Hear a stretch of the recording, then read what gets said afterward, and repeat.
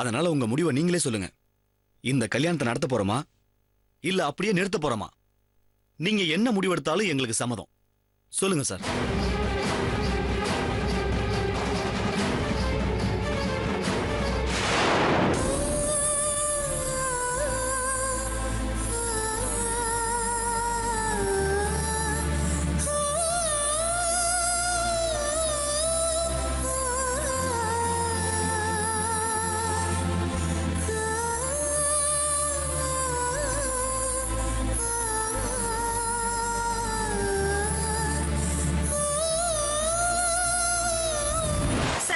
Group of கம்பெனிஸ்க்கு போன month வந்து ஓடி அமௌண்ட்டை இன்க்ரீஸ் பண்ணணும்னு கேட்டப்போ நீங்க 5 crores வரைக்கும் இன்க்ரீஸ் பண்ணுங்க, கொலாட்ரல் எதுவும் வேண்டாம்னு சொன்னீங்க இல்லையா sir? What do you mean? நான் சொன்னேனா?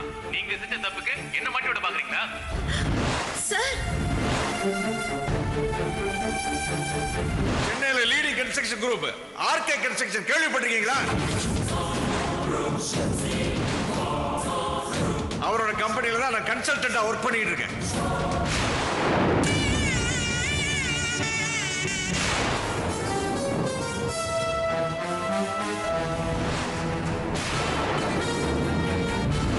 இந்த பணம் எப்படி வந்துச்சு?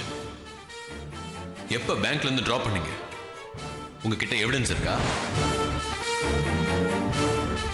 கல்யாணத்துக்கு ட்ரெஸ் எடுக்கிறதுக்கு மாமா வந்து ஒரு 3 lakhs அனுப்பியிருக்காங்கக்கா. உன் மாமனார் அனுப்புன 3 லட்சத்துல உனக்கு என்னெல்லாம் வேணுமோ, எதெல்லாம் வாங்கணும்னு ஆசையா இருக்கோ அதெல்லாம் வாங்கிட்டு சந்தோஷமா இரு. நம்ம வீட்டாளுங்களை பத்தி நீ கவலைப்படாத, நான் பாத்துக்கிறேன். ஆர்கே குரூப் மோசடி கேஸ்ல கிடைச்சிருக்கிற எவிடன்ஸை வச்சு உங்களுடைய பங்கு இதுல இருக்குன்னு தெளிவா தெரிஞ்சதுனால உங்களை அரெஸ்ட் பண்றோம்.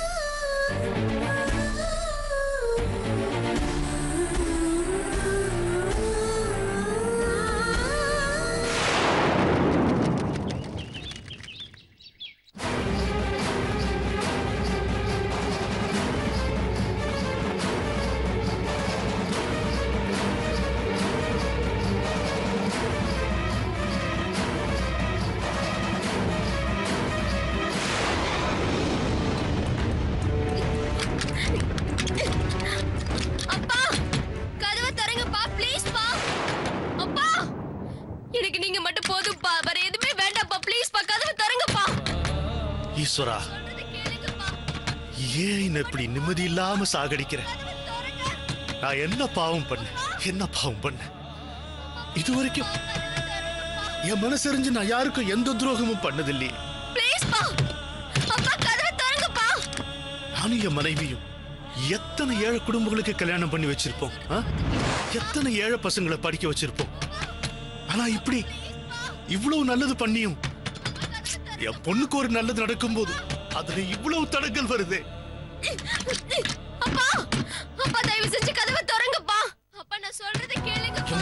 என் பொண்ணு என்ன பாவம் பண்ண?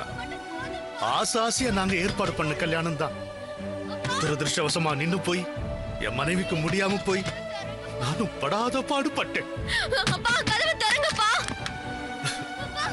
என் பொண்ணு அவ ஆசைப்பட்ட பையனையே கல்யாணம் பண்ணி வைக்கலான்னு அவங்க ஸ்டேட்டஸ் கூட பொருட்படுத்தாம ஏதோ நல்லது நடந்தா போதும்னு நினைச்சா அதுக்கும் இப்படி ஒரு பிரச்சனை வந்தா நான் என்ன பண்ணுவேன்? நான் சொல்றது கேளுங்கப்பா, ப்ளீஸ் பா, நான் கெஞ்சி கேட்டுக்கிறேன்ப்பா. தயவு செஞ்சு ஏதாவது பேசுங்கப்பா, ப்ளீஸ். என் குடும்பத்தோட மதிப்பு மரியாதை எல்லாம் காத்துல போன பிறகு நான் உயிரோட நடப்பணுமா வாழ்ந்து என்ன பண்ண போறேன்? தலைமுறையா எங்க அப்பா தாத்தா எல்லாத்தையும் கூட பெருசா மதிச்ச குடும்ப கௌரவம் இப்படி என் காலத்துல பாழா போணுமா? என் மனைவிக்காகவும் பொண்ணுக்காகவும் தான் இதுவரைக்கும் நடந்த எல்லாத்தையும் என் மனசுக்குள்ளேயே மூடி வேதனை எல்லாத்தையும் கட்டுப்படுத்தி வச்சிருந்தேன். இதுக்கு மேலேயும் பிரச்சனை வந்தா நான் இருந்து என்ன பிரயோஜனம்? என் பொண்ணுக்கு ஒரு நல்ல வாழ்க்கை அமைச்சு கொடுக்க முடியலன்னா நான் என்ன தகப்பேன்? அப்பா ப்ளீஸ் பா.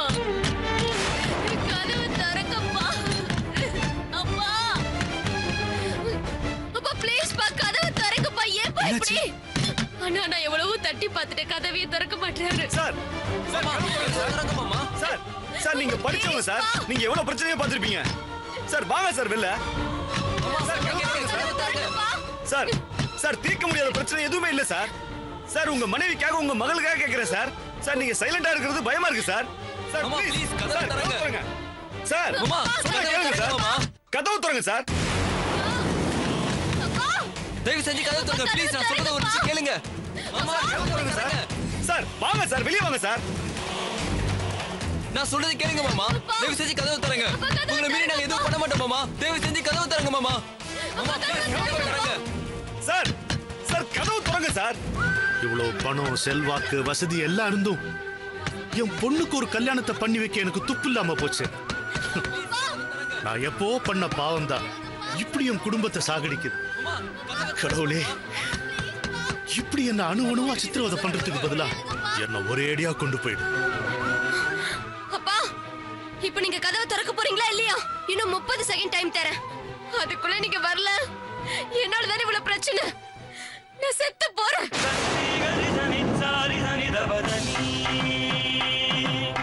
அப்பா என்ன பத்தி உங்களுக்கு நல்லாவே தெரியும். உங்ககிட்ட இருக்கிற அதே பிடிவாதமும் மன உறுதியும் தான் என்கிட்ட இருக்கு. இப்ப நீங்க வரலல்ல, நான் போய் சாகுறேன். நித்யா சார் என்ன பண்ற சார் கதவு திறங்க சார். நித்யா வேணாம் சொன்னா கேளு நித்யா. நித்யா என்ன பண்ற நித்யா? நித்யா வேணாம் சொன்னா கேளு நித்யா.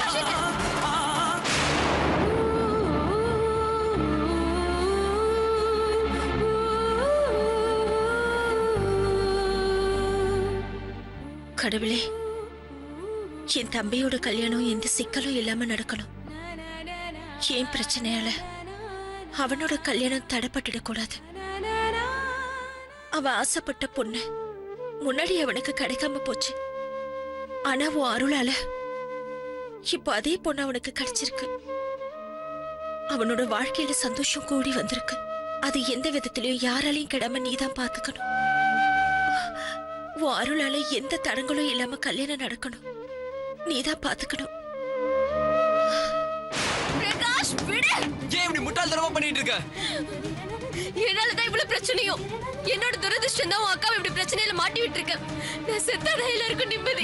மா இருமா. விடுங்கண்ணா. சொன்னா கேளு. விடுங்க. நான் சாகணும். விடுங்க.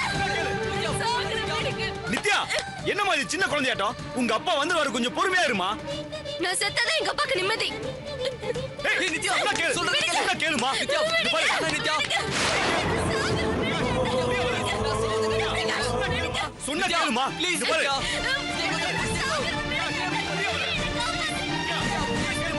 நித்யா உங்க அப்பா வந்துருவாரு. சொன்னா கேளு. அவசரப்படாத. நித்யா, சொன்னா கேளுமா.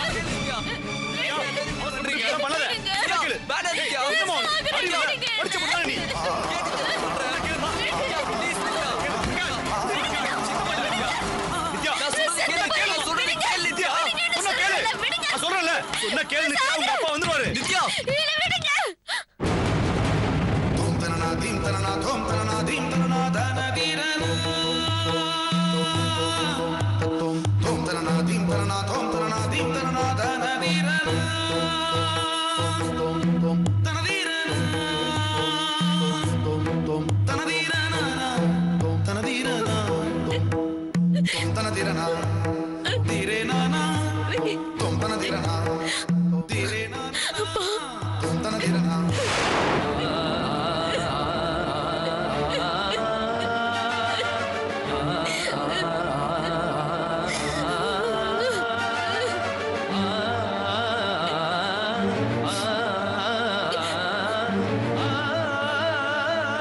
என்னம்மா, என்னை விட்டு போறேன்னு அவ்வளவு ஈஸியா சொல்லிட்டியம்மா.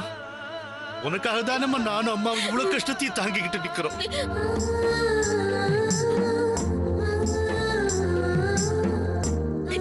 இன்னொரு தடவை எந்த சூழ்நிலையிலையும் இப்படி ஒரு தாட் உனக்கு வரவே கூடாது, சரியா? அழாதம்மா, எது எப்படியானாலும் சரி, என் பொண்ணு சந்தோஷம்தாம்மா எனக்கு முக்கியம்.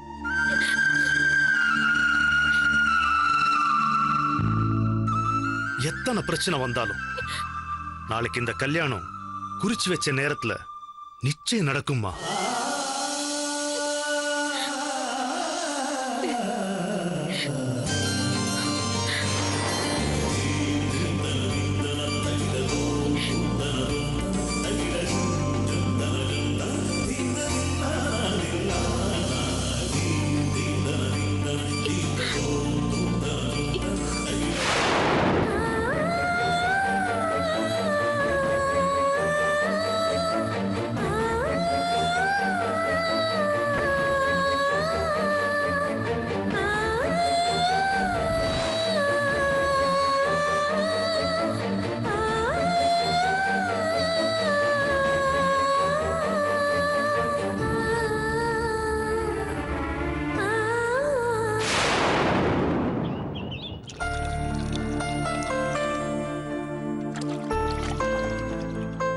மாமா, ஆ?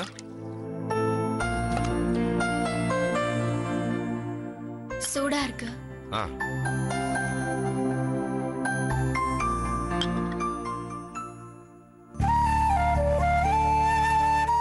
என்னம்மா ஏன் ஒரு மாதிரியா இருக்க?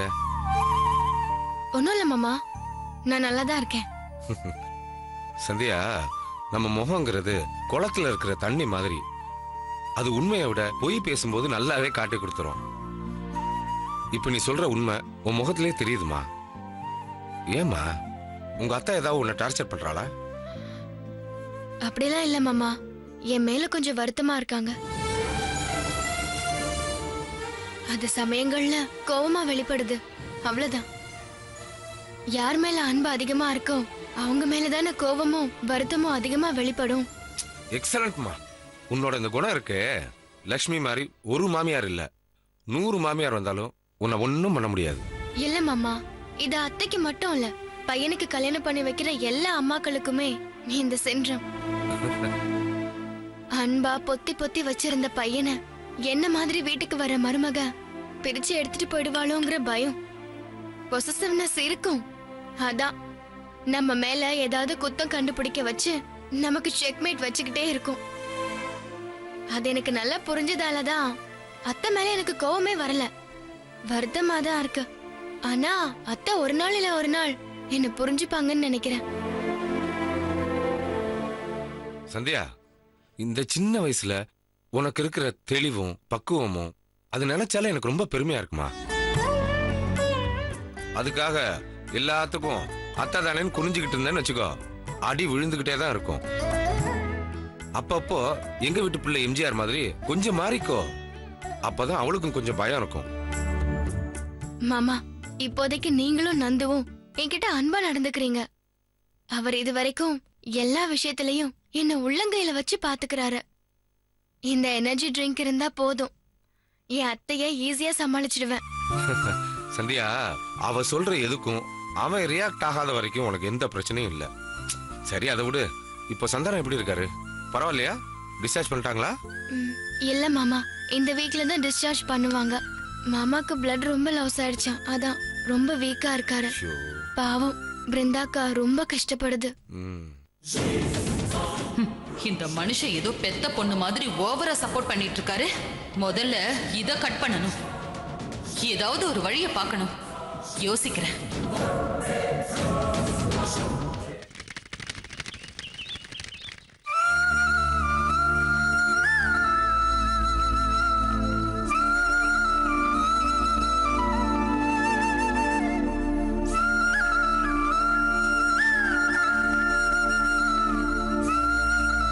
கௌரிமா, உங்களை பார்த்தா 10 நாளைக்கு முன்னாடி ஹார்ட் அட்டாக் வந்தது மாதிரியே தெரியல. நல்ல இம்ப்ரூவ்மெண்ட் தெரியுது. பார்க்கவே ரொம்ப சந்தோஷமா இருக்கு. எல்லாத்துக்கும் நித்யாவுக்கு நல்லபடியா கல்யாணம் நடக்க போதுன்ற சந்தோஷம் தான் காரணம். இந்த நல்ல விஷயத்துக்கு தானே இத்தனை வலியையும் கஷ்டத்தையும் பொறுத்துக்கிட்டு இருந்தேன். நீங்க சொல்றது 100க்கு 100 உண்மைமா. வாய் விட்டு சிரிச்சா நோய் விட்டு போகும்னு பெரியவங்க சும்மாவா சொன்னாங்க? நாம தான் எல்லாத்தையும் மனசுக்குள்ள பாரமா போட்டு நம்ம உடம்ப ஸ்பாயில் பண்ணிக்கிறோம். சந்தோஷம் கஷ்டம் இது ரெண்டுமே வெயில் மழை மாதிரி மாறி மாறி வர்றதுதான் வாழ்க்கைன்னு ஈஸியா எடுத்துக்கிட்டா போதும். எதுவுமே நம்மளை படுத்தி எடுக்காது. அப்புறம் உடம்பு கொஞ்சம் பரவாயில்லைனதும் நீங்க ரொம்ப ஸ்ட்ரெயின் பண்ணக்கூடாது. என்ன, வழக்கமா சாப்பிடுற மருந்த மறக்காம சாப்பிடுங்க. நல்லா ரெஸ்ட் எடுங்க, சரியாயிடும்.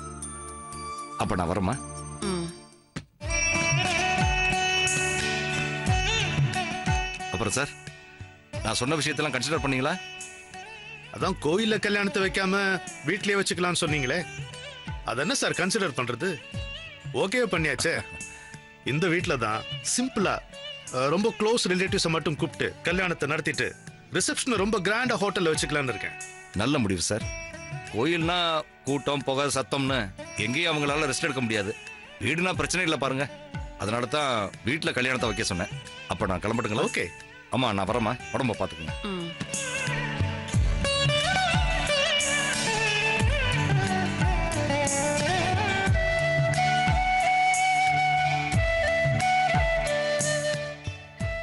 என்ன கௌரி, ரொம்ப சந்தோஷமா இருக்க போல இருக்கு. இப்படியே இருமா, அதான் எனக்கு வேணும். என் சந்தோஷத்தை விடுங்க. கொஞ்ச நேரத்துக்கு முன்னாடி சம்மந்தி வீட்டுக்காரங்க கிட்ட டென்ஷன் ஆகி சத்தம் போட்டுக்கிட்டு இருந்தீங்களாமே. யாரு? நித்யா சொன்னால? யார் சொன்னாங்கன்னு முக்கியம் இல்லைங்க. நீங்க டென்ஷன் ஆனீங்களா இல்லையா? நீங்க என்கிட்ட வாக்கு கொடுத்தீங்கல்ல, எல்லாத்தையும் விட்டுறேன்னு. நான் எதுக்காக டென்ஷன் ஆனேன்னு உனக்கு தெரியுமா? தெரியுங்க, நானும் கேள்விப்பட்டேன். ஆனா எனக்கு என்னவோ அந்த பொண்ணு சுஜாதா மேல எந்த தப்பும் இருக்காதுன்னு தான் தோணுது. காலையில பிரகாஷோட அம்மாவும் சிஸ்டரும் வந்திருந்தாங்களே, அவங்கள பாக்குறப்போ பேசுறப்போ நல்ல குடும்பமா தான் தோணுச்சு. ரொம்ப நாள் பழகினவங்க மாதிரி பேசினாங்க.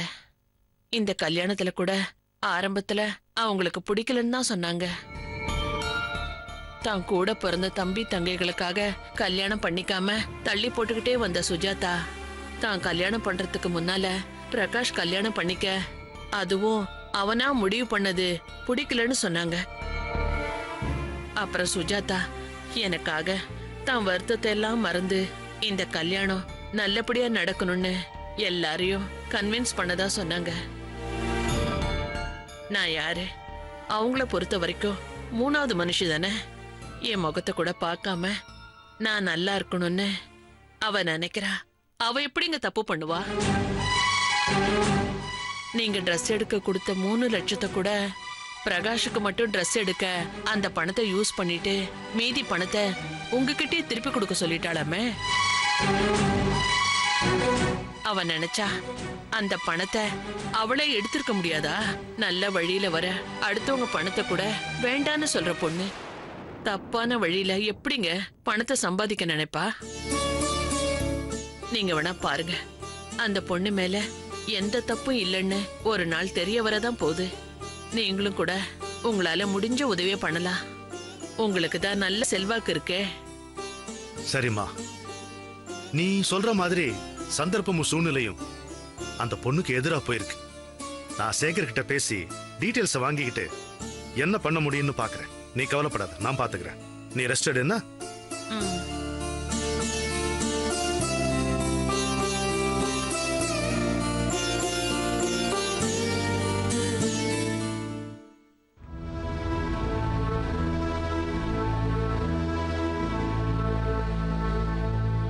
என்ன சம்பந்தி, டென்ஷன்லாம் போயிடுச்சா?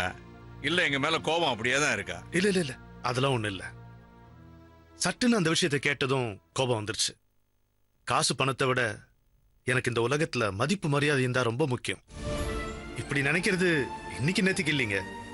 எங்க தலைமுறையா காசு பணம் போனாலும் பரவாயில்ல, ஆனா மதிப்பு மரியாதையும் போயிடக்கூடாதுங்கிறதுல நாங்க உறுதியா இருப்போம். எங்க ஃபேமிலிக்குன்னு தனி கௌரவம் இருக்கு. ஆனா என் பொண்ணு கல்யாணத்துல ஏற்பட்ட பிரச்சனையில சொந்தக்காரங்க மத்தியில மதிப்பு மரியாதையும் குறைஞ்சு போச்சுங்க. இப்போ உங்க பொண்ணு விஷயத்தை கேட்டதும் வெளியில தலகாட்ட முடியாத அளவுக்கு போயிடுமோன்னு டென்ஷன் ஆயிட்டேன். இப்போ யோசிச்சு பார்த்தப்போ நான் பண்ணது தப்புன்னு புரிஞ்சு போச்சு. சாரிங்க, எதையும் மனசுல வச்சுக்காதீங்க ப்ளீஸ்.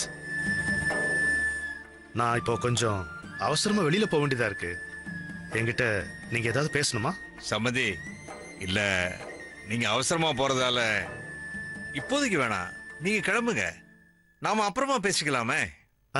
பரவாயில்ல, என்ன விஷயமா பேசணும்னு சொல்லுங்க. ஒரு 5 நிமிஷத்துல ஒன்னும் குடிமொழிக்கு போயிடாது, சொல்லுங்க. அது சம்பந்தி, எனக்கு ஒரு உதவி. உங்ககிட்ட இருந்து எனக்கு ஒரு ஃபேவர் வேணும். அது மட்டும் உங்களுக்கு ஓகேனா உங்க வேலையை பார்க்க நீங்க போயிட்டே இருக்கலாம். மத்ததெல்லாம் ஈவினிங் பேசிக்கலாமே. என்னங்க நீங்க சம்மந்தின்னு அனுப்புறோம், நமக்குள்ள என்னங்க உதவி? என்ன உதவி? எனக்கு இது வேணும்னு உரிமையா கேளுங்க, நான் பண்றேன். எனக்கு இது போதும் சம்பந்தி. கோயம்புத்தூர் கிளைமேட் மட்டும் இல்ல, உங்க மனசு ரொம்ப இதமா இருக்கு. சம்பந்தி, உங்களுக்கு 1000 வேலை இருக்கும், நீங்க கிளம்புங்க. வரேங்க. வாங்க சம்பந்தி.